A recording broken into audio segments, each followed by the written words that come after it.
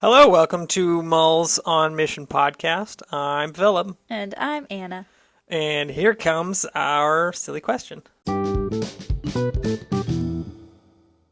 So, if you've ever heard the poem "The Road Not Taken" by Robert Frost, Anna, are you familiar with this one? I am familiar with this one. We've actually both well, I've been working on memorizing it. I think Anna already had most of it. I memorized it back a couple years ago. Yeah, really good poem. But my question, Anna, is what is the road not taken for you?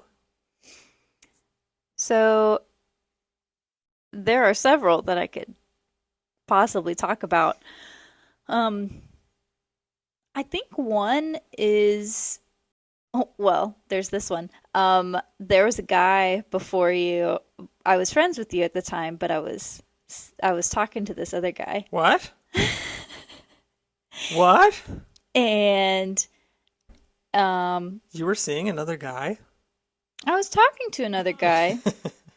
It was a long distance thing, but we had been friends as children.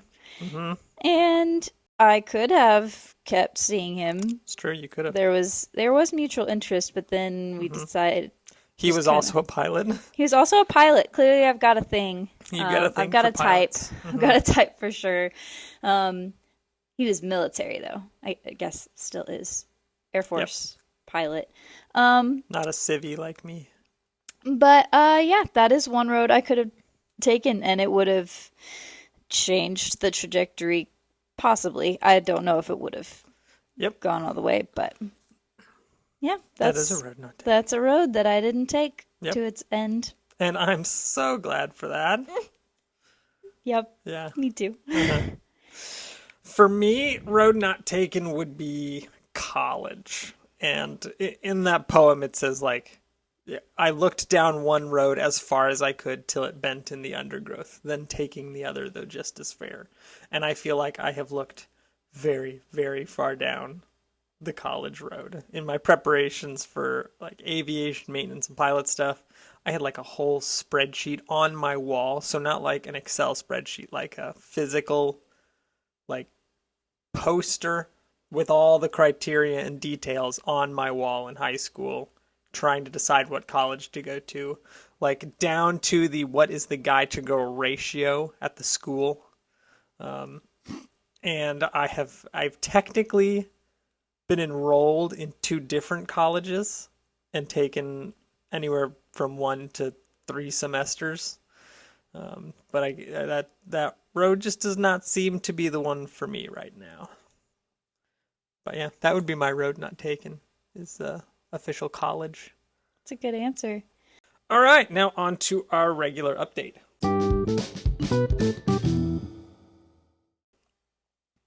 So the phase we are at in our missions journey is called the partnership development phase. And the partnership development phase is really cool. We're getting to make a lot of very cool connections with people. We're building relationships with individuals and churches and small groups.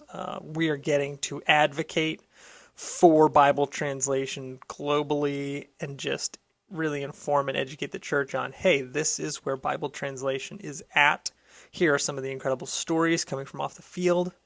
I heard somebody say that, right, like we're looking to be missionaries to the Bible-less people, but that right now we get to be missionaries for the Bible-less people to the church of the U.S.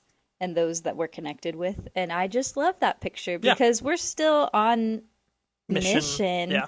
Our mission right now, I think, is so cool that we get to talk about what God is doing through the stories that we get access to and educate people who wouldn't know otherwise just how important and complicated and fascinating and incredibly well executed Bible translation is, and how God is using all of that, I think is just so cool. Yeah. I was talking to one of the guys from our church, whose small group missional community, whatever trendy term they have for the micro churches now.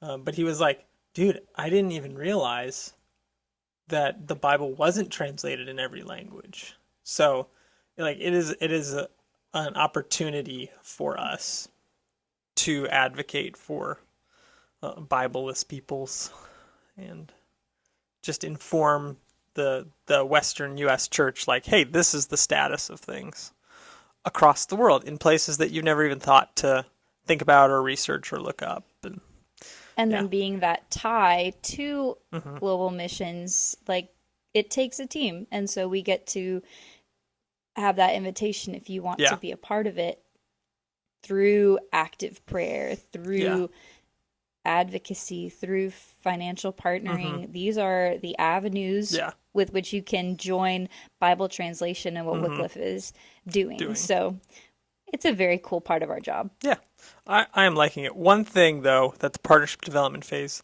does not come with is structure, regular scheduling, or a real ability to plan the future. So we are looking at, all right, our lease is up in what, 6 months?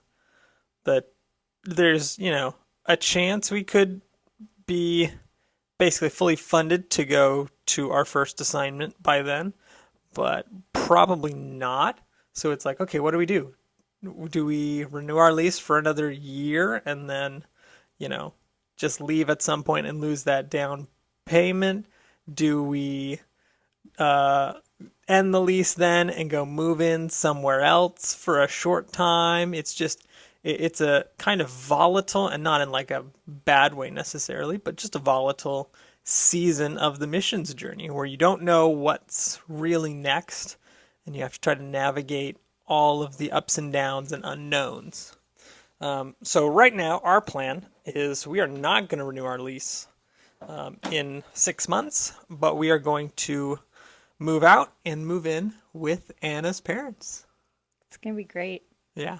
Something that I just like to share. We were talking yesterday, kind of reviewing last year and looking forward to this year because yesterday was my birthday. And so Woo! it's just a good time of reflection, thinking about, that's a good year-long marker. And so we were talking about, you asked me, what are you looking forward to Yeah.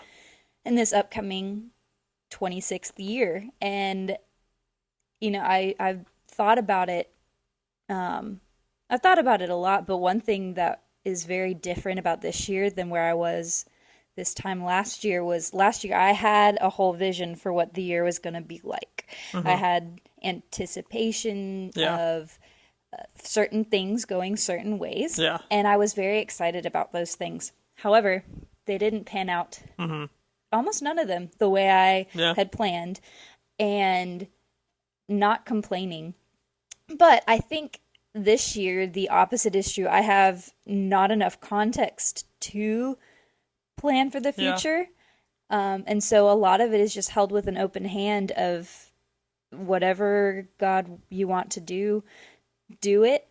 And we're going to Yeah. go where you lead. But there's a lot of excitement in that because it's totally the reverse of where I was last hmm year.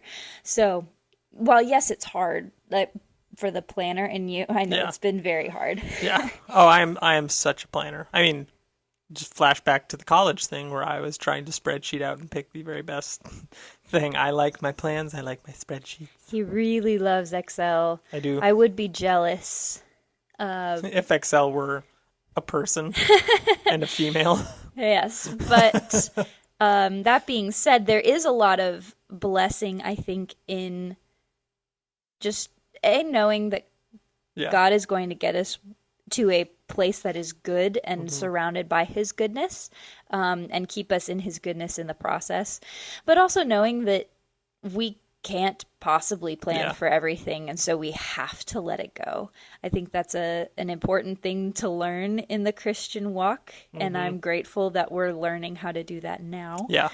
because there's a good freedom in that, and you can still have excitement. That's something I didn't realize, like hmm looking forward to something specific was all I always I wouldn't like surprises, because I didn't have time to look forward to them. Ah, But when someone said, I've got a surprise for you, I could look forward to that surprise. yeah. And I feel like that's kind of what God's doing. He's like, I've got a surprise for you. I've got something really good. That's good. I've promised goodness to you. And Yeah. I get to look forward to that, but he hasn't told me what it is. So there's still the surprise aspect, but I get the looking forward to as well. It's a very interesting Yeah. dichotomy there, but Yeah, it's cool. yeah. I am getting more peace, I think, in the unknown and lack of plan too. The Lord he's given me this picture several times throughout the years, but it's like the idea of me being called to jump in a river, and like he's the river, and but like when you jump in a river and your only goal is to follow the river, like you could try to fight against it, you're not going to make it very far. You could try to move faster. Again, you're not going to be moving that much faster. But you don't know where the river goes. You don't know if the river's going to speed up or slow down. But you're just like there and in it and enjoying the ride, more or less. And some of this missions journey is just sitting in the river and letting the Lord take you where he wills. Yeah. I read a quote today that said, you're so focused on where God is taking you that you're missing where he's brought you. Yeah. And he's brought us to a really cool place right now. Mm-hmm. So we're learning to not miss that. Yeah.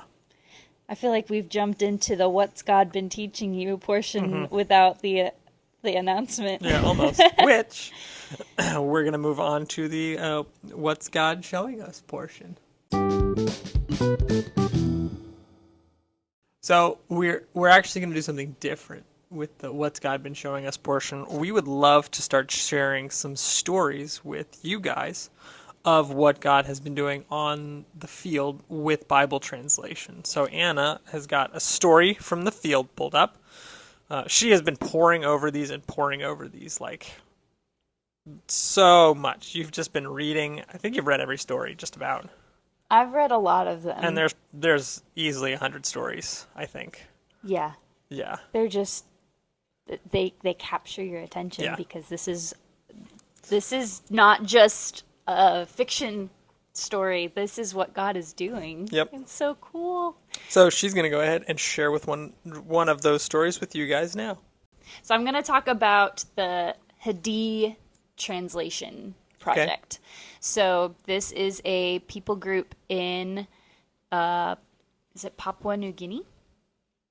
And there was a translator who was working on this project, and he's noticed that the verbs all end in one of three sounds, either e, ah, or oo. And however it ends determines, like, it changes the meaning of the word. Kind of like present tense, past tense, walk, walked. So the verb for love, he found, only had two sounds, e and ah. He couldn't find an example of ooh. Love ending in ooh. And so he talks to the Hadi translation team, and he says, can you dvi your wife, dvi, your wife? And they said, yes, if your wife was loved at one point but is no longer loved, you would say dvi. The love is no longer there. So he moves on. He's like, so can you dva your wife? And they said, yes. That would mean that she is loved because she's faithful, she serves, she cares for her husband, she fills all her roles, and she is loved because of that. So the translator then asks, can you dvu your wife? And the translation team, the old men of the village, shake their head, no. If you said you dvu your wife, that would mean you have to love her regardless of what she does. Even if she did nothing that she was supposed to, even if she was completely unfaithful to you, no, that love, that word doesn't exist. We just can't use it. It doesn't exist. And the translator, thinking about John 3:16, then asks, could God voo his people? And the team sits there for a minute thinking, and one of them has tears in his eyes when he answers, this would mean that God kept loving us over and over across millennia, millennia after millennia, while all that time we rejected him, we rejected his love. And it means that he is compelled to love us even though we have sinned more than any other people. Y'all, built into their very language is the gospel. Yeah. The message that God's love is not based on merit. It's not based on your actions. It's not for who we are. It's not for what we do. He loves because he is. Yeah. And that'll preach, right? Good, that'll preach for sure. And so that's just a beautiful way. Like God's message goes into every language for a reason, and we can actually appreciate it more. We can appreciate the character of God more the greater our understanding is of different languages. Yeah. And so I just think that's incredible, the way God works. Yeah, and also it has some linguistic. Yeah, I gave you a little language lesson there. Yeah. So very cool story, and I think the Hadi translation is completed now. I'm not positive on that. But yeah, it's a really cool story. Yeah, that is an awesome story.